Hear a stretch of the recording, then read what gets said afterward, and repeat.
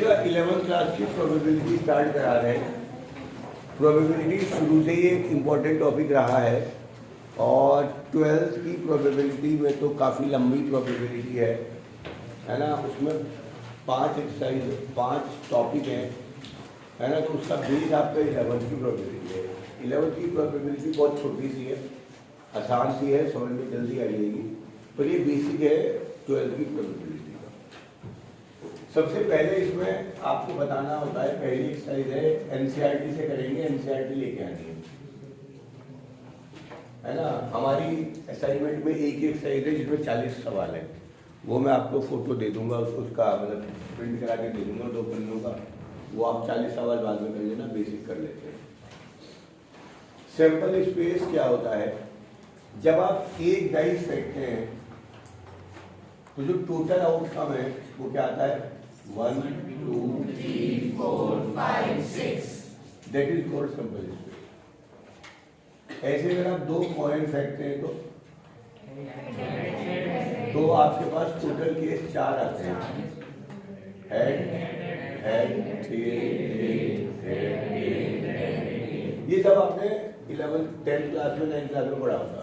3 coin पे 8 case आते हैं, 4H 4T 2H 2T 1H 1T and so. 11th में जो सैंपल स्पेस बनाने को आएंगे थोड़ा सा अलग आएंगे, डिफरेंट आएंगे और कॉमन सेंस पे आएंगे। हमारी जो एनसीईआरटी है उसमें शुरू के 5-6 सवाल तो हैं। एक coin stalls 3 times find the sample space, निकाल ही लोगे। फिर एक coin stalls 4 times find the sample space. तो जब 4 टाइम उछालोगे तो 16 केस बनेंगे। 16 केस में पहले आप 8 बार हेड लिखेंगे, 8 बार टेल, फिर 4 बार H, 4 बार, फिर 2H 2T, फिर E, एंड ये चलता रहेगा। सही। तो ये आपके पास है। अगर एक कॉइन आएगा तो 2 ही है, HT 2 पे 3 पे 4। अब 5वां नेक्स्ट क्वेश्चन है, एक coin is told and a die is thrown. Book का क्वेश्चन है 4th। अब लीजिए एक कॉइन और डाई दोनों फेंक दिया, सैंपल स्पेस बता दो।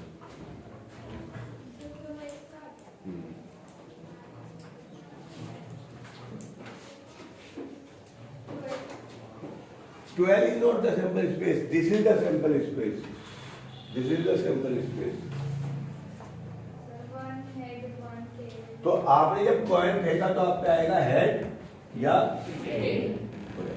पर डाइस पे क्या आ सकता है? 1 2 3 4 5 6। तो बेसिकली आपको बनाना पड़ेगा। हेड के साथ बना सकता है, हेड के साथ 2, हेड के साथ 3, हेड के साथ 4 एंड सो ऑन। ऐसे ही टेल के साथ बना सकता है, ऐसे ही ये 6 तक जाएगा। ये जो आपके पास 12 केस बने ये कहलाएंगे आपके सैंपल स्पेस, ये कहलाएंगे आपके पास सैंपल स्पेस।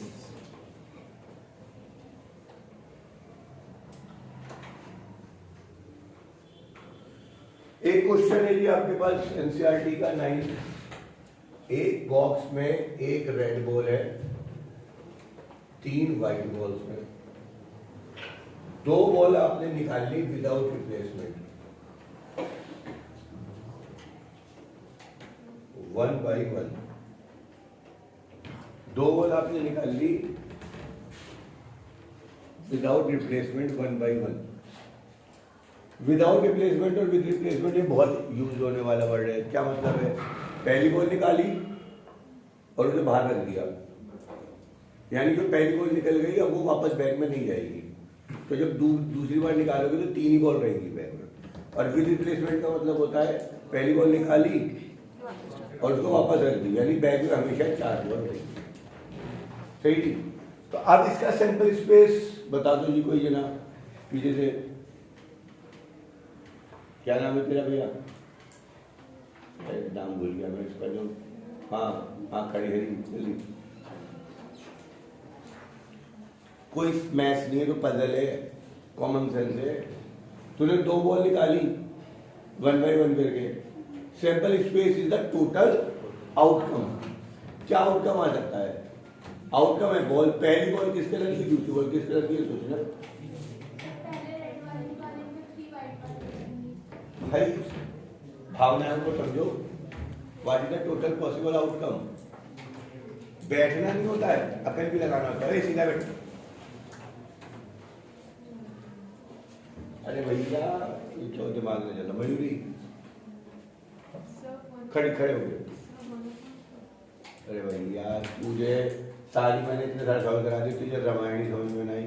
सीता जी पूछ लिए कौन है कुछ, मैंने प्रोबेबिलिटी पूछी क्या? मैंने क्या पूछा उन्हें? Sample space. सैंपल स्पेस का मतलब है जब डाइस फेंकते हैं तो ये 6 केस आते हैं। 6 is not the sample space, 1 2 3 4 5 6 is the sample space. तूने बॉल निकाली, पहली रेड आएगी, दूसरी वाइट, पहला आउटकम पॉसिबल। पहली वाइट निकाली, दूसरी रेड आएगी, दूसरा आउटकम। पहली वाइट निकाली, दूसरी भी वाइट आ सकती है, तीसरा आउटकम। क्या और भी कुछ पॉसिबिलिटी है तो देखो। ऐसा हो सकता है दोनों रेड आ जाए, नहीं हो सकता कोई रेड ही है, 2 वाइट या 1 रेड है, ये आपका सैंपल स्पेस कराएगा। तो भैया दिमाग क्यों नहीं चल रहा मेरे भैया? है दिमाग तो चलाना पड़ेगा ना, कैसे चलेगा? बढ़ो आगे देखो जी। 12 क्वेश्चन है, ध्यान से सुनिएगा। कॉइन इज टॉस्ड, अगर हेड आया तो डाई फेंका जाएगा, और अगर टेल आ गया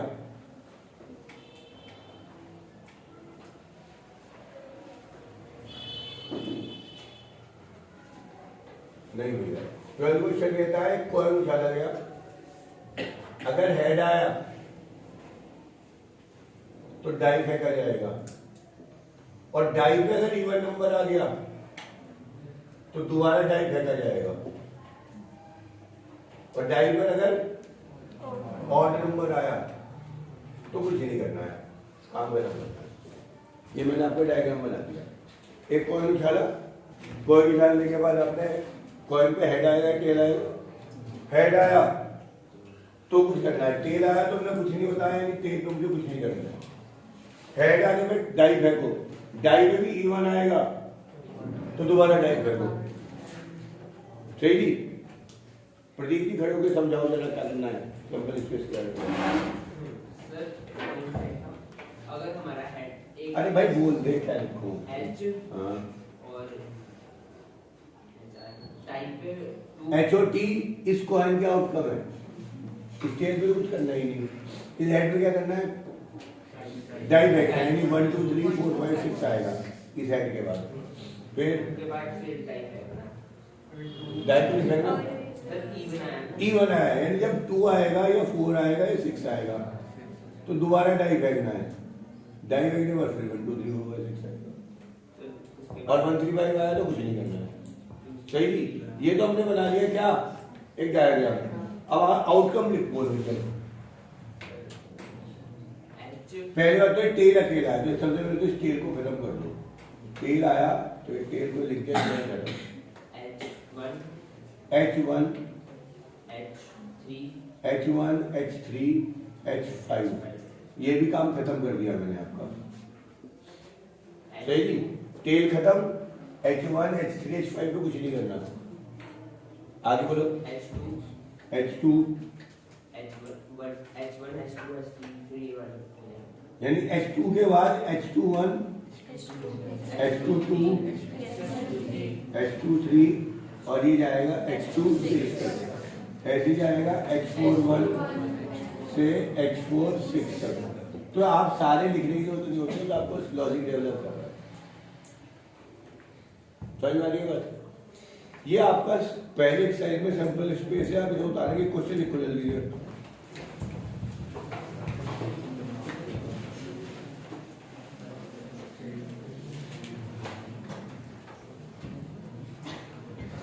A die is thrown A die is thrown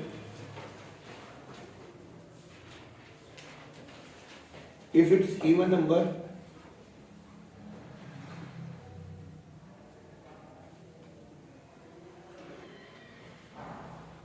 throw dice again. If it's even number, throw dice again. If it's odd,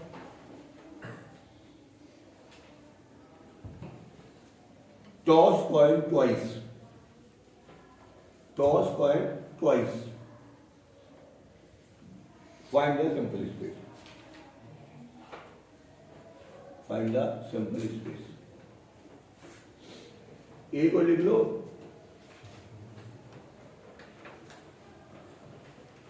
A die is thrown repeatedly. A die is thrown repeatedly until A6 come.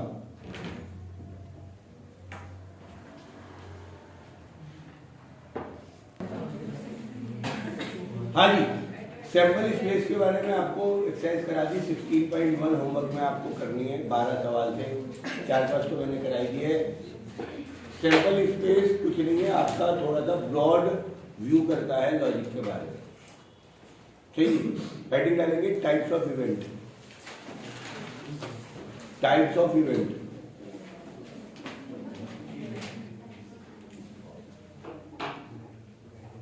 Class 10th में आपने सिर्फ एक तरीके की event पढ़ी कि आपने dice फेंका, 2 डाइस फेंके, 2 कॉइन फेंके, गेंद निकाल ली, ताश के पत्ते निकाल लिए एंड सो ऑन. ये सिंपल इवेंट कहलाती है. अभी आप सवाल कर रहे हो 1 कॉइन 1 डाइस, 2 कॉइन 1 डाइस, ये कंपाउंड इवेंट कहलाती है. ठीक है ना. हमारे को इसके अलावा 2 और इवेंट पढ़नी है जो इस बार इंपॉर्टेंट है. उसमें पहली हेडिंग डालेंगे exclusive events. Exclusive event. Exclusive event.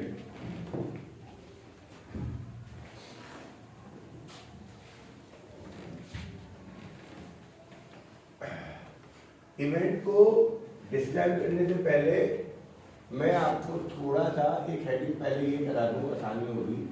Algebra of event या प्रोबेबिलिटी. अलजेब्रा ऑफ प्रोबेबिलिटी है ना. इसके लिए आप आधा पन्ना छोड़ दो. 2 हेडिंग डालना है, एक्सक्लूसिव और एग्जॉस्टिव. ये 2 छोड़नी है ना. जब मत छोड़ो, बाद में लिख लेना, ज़्यादा नहीं है तो मतलब अभी तो एक लाइन लिखी है, बाद में कर. अलजेब्रा ऑफ इवेंट पहले समझ लें. इवेंट पी, अगर हमारे पास इवेंट ए है तो इसकी प्रोबेबिलिटी पी ए से डिनोट करी जाएगी.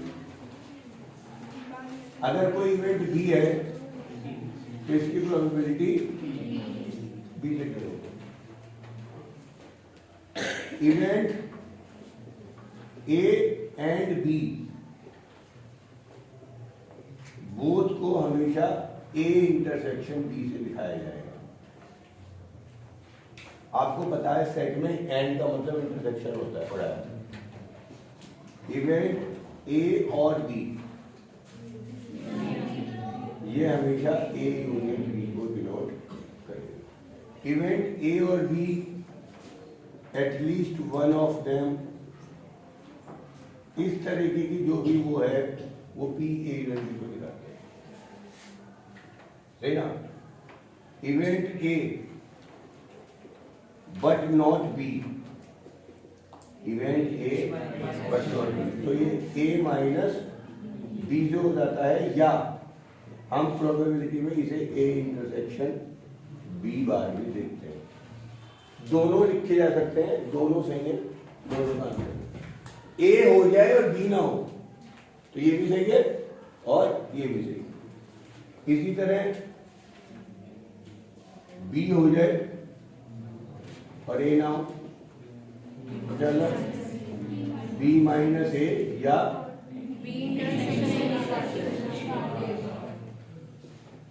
नाइदर ए नॉर बी, ना ए हो ना बी हो, तो इसे आप हमेशा ए यूनियन बी के बाहर से डिनोट करेंगे. ए यूनियन बी का मतलब है ए हो जाए या बी हो जाए, इसका मतलब है ए हो जाए या बी हो जाए। तो अगर इसके ऊपर बार चढ़ा देते हो तो वो आपके पास, और ये तो आपको पता होना चाहिए अगर इवेंट ए की है तो नॉट ऑफ इवेंट ए किससे होगा, नॉट है भी लग जाता है तो वो बार लग जाता है, क्या लग जाता है, बार। पी भी बार का मतलब बी नहीं होनी चाहिए, सही जी। तो ये आपके पास इस तरीके के कुछ सवाल आपके पास क्लियरली इसके बाद आने हैं। ए हो जाए बी ना हो, बी हो जाए ए ना हो जाए, इसका मतलब क्या होगा, पी ये स्टॉप है, इसका मतलब क्या होगा, डैश या बार एक ही मतलब है, डैश या बार एक ही मतलब है, ए बार इंटरसेक्शन बी बार।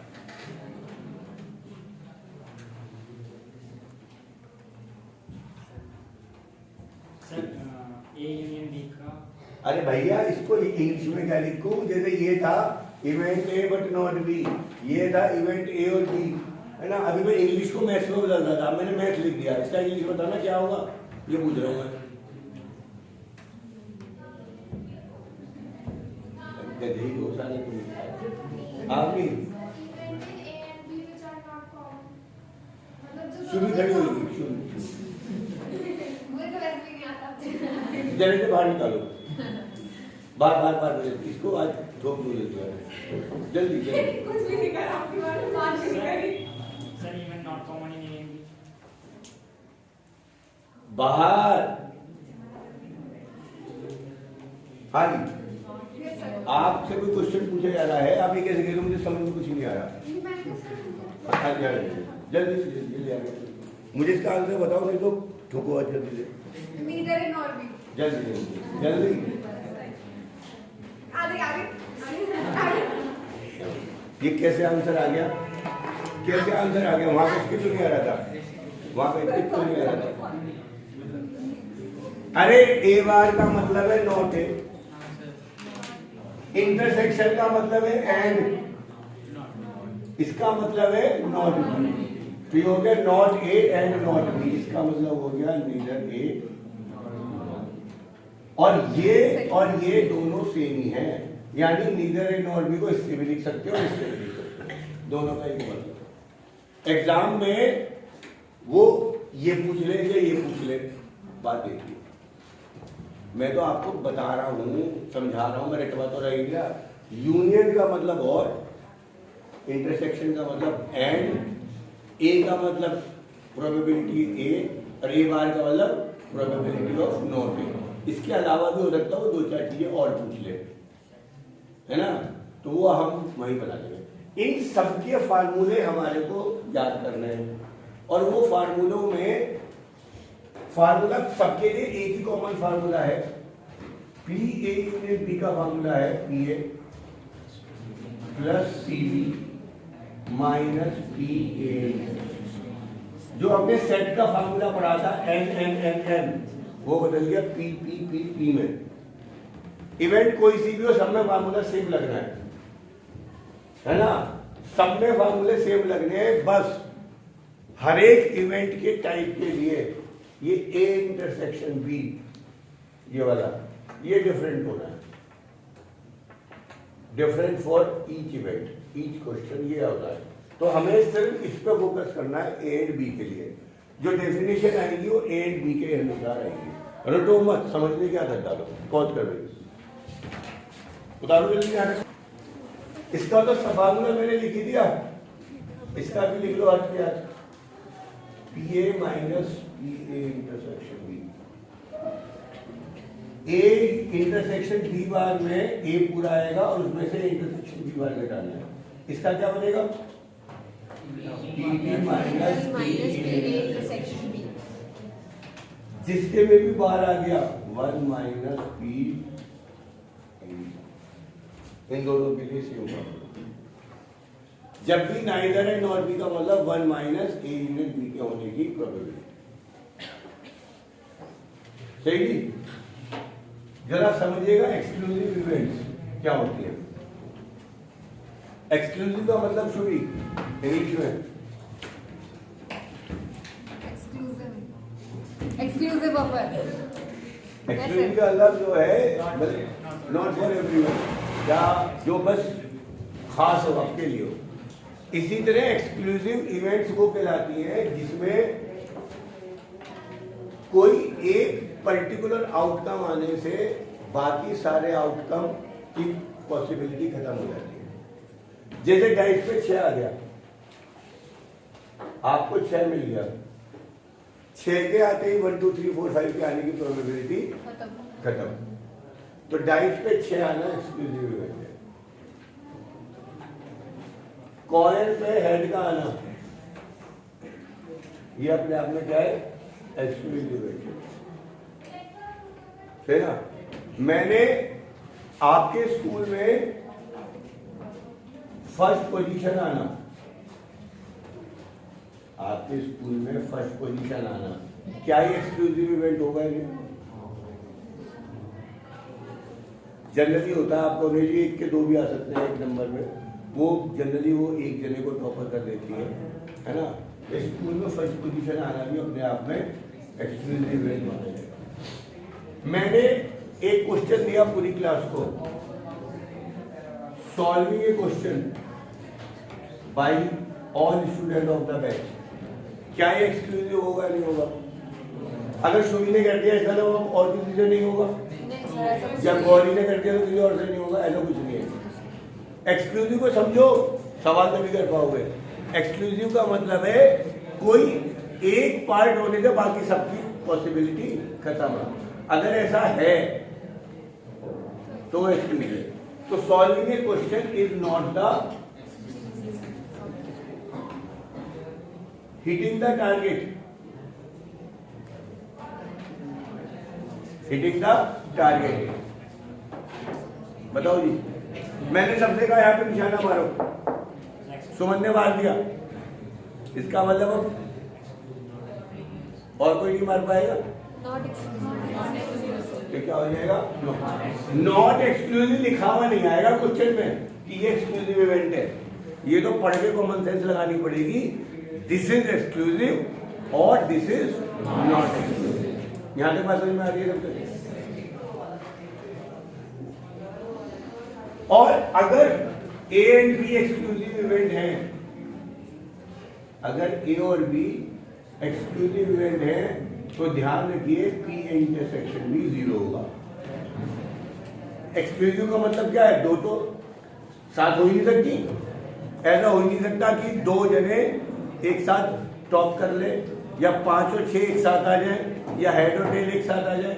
और ए इंटरसेक्शन बी क्या बताता है? ए भी हो जाए और बी भी हो जाए। तो जिस किसी भी क्वेश्चन में एक्सक्लूसिव इवेंट दिख रहा है उसमें आपको पी ए इंटरसेक्शन भी अपने आप 0 मानना है। ये एक्सक्लूसिव इवेंट की डेफिनेशन है। क्वेश्चन क्या आएगा? अरे गेट बंद कर यार, खड़े होकर सारे बात करना। A race is run by A and B. A के जीतने की प्रोबेबिलिटी 5/12 है और बी के जीतने की प्रोबेबिलिटी 3/10 है। प्रोबेबिलिटी बताओ कि इनमें से ए या बी जीत जाए, ए या बी जीत जाए।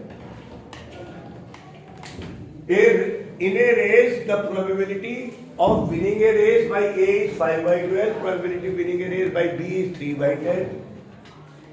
Find the probability that either A or B win the race. Find the probability that at least one of them will win the race. यानी A में B पूछा है, A में B का फार्मूला क्या है? ये रहा। अब इसमें क्या नहीं पता तुम्हें? बट क्या ऐसा हो सकता है किसी रेस में 2 जने एक साथ जीत जाए? इम्पॉसिबल है। अब कहीं इसमें लिखा हुआ है ये एक्सक्लूसिव इवेंट है? नहीं, तुम्हें बताना है। Since this is the exclusive event, since this is exclusive event, reason भी नहीं देना, तो P A intersection B is 0। इसलिए पी ए यूनियन बी बराबर P A plus C B. आज जरूरती करो 5/12 प्लस 3/10 60 एलसीएम 25 प्लस 18 43/16। छोटा सा काम है, 3 दिन में 4 दिन मैक्सिमम 4 क्लास का चैप्टर है, बट ये बेस है एक्सक्लूसिव इवेंट का। यही काम है बस। एक्सक्लूसिव इवेंट को मैंने समझा दिया, लिखवाया कुछ नहीं। उतारने जाओ आप, कुछ उतार लेना, वीडियो मैंने बनाई थी। एक्सक्लूसिव इवेंट में 2 चीजें एक साथ नहीं हो सकती।